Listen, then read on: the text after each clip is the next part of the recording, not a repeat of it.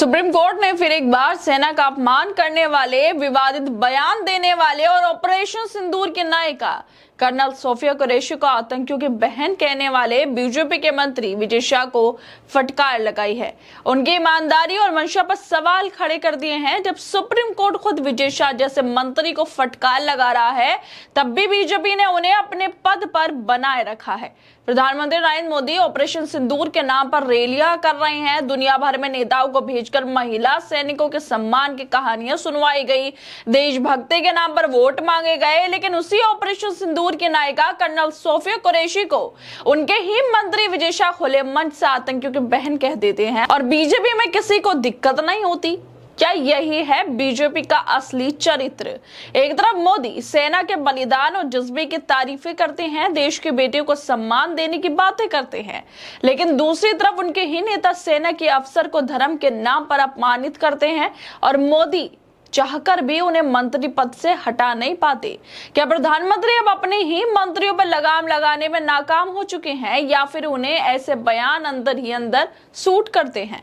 दरअसल supreme court ने मध्य प्रदेश के मंत्री विजय शाह को इंडियन आर्मी अफसर कर्नल सोफिया कुरैशी के खिलाफ टिप्पणी पर सार्वजनिक तौर से माफी नहीं मांगने पर फटकार लगाते हुए कहा है कि वो कोर्ट के धैर्य की परीक्षा ले रहे हैं। जस्टिस सूर्यकांत और जस्टिस जॉय मालिया बागची की बेंच ने कहा है कि मंत्री का आचरण अदालत को उनकी मंशा और ईमानदारी पर संदेह पैदा कर रहा है। सुप्रीम कोर्ट की फटकार के बाद भी बीजेपी का रुख अपने मंत्री विजय शाह को लेकर ढीला और चुप्पी भरा हुआ है।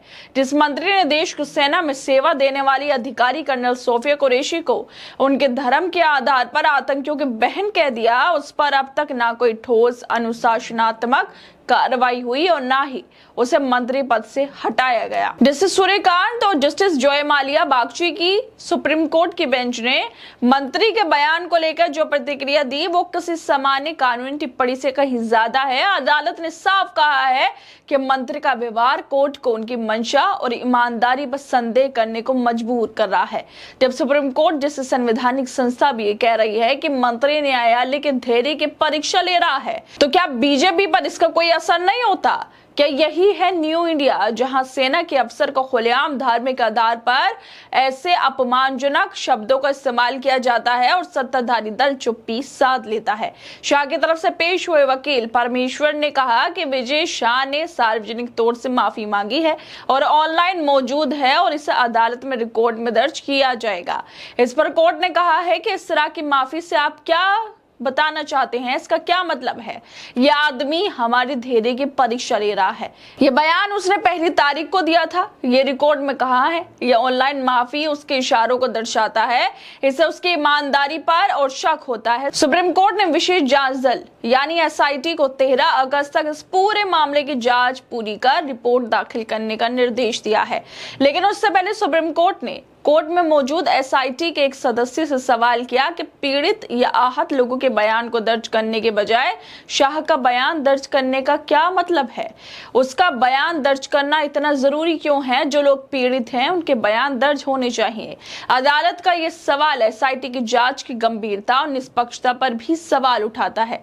क्या जांच एजेंसी अब सत्ता के इशारे पर काम कर रही है? क्या कानून अब सिर्फ सत्ता पक्ष के हित में झुकने का औजार बन गया है? सबसे बड़ा सवाल यही है कि बीजेपी ने अब तक अपने मंत्री पर लगाम क्यों नहीं लगाई है? क्या एक मंत्री का पद अब माफी, शर्म या जिम्मेदारी से ऊपर हो गया है? आज अगर यही टिप्पणी किसी विपक्षी नेता ने की होती तो क्या बीजेपी इतनी ही शांत रहती? क्या मंत्री पद बरकरार रहता? शायद नहीं।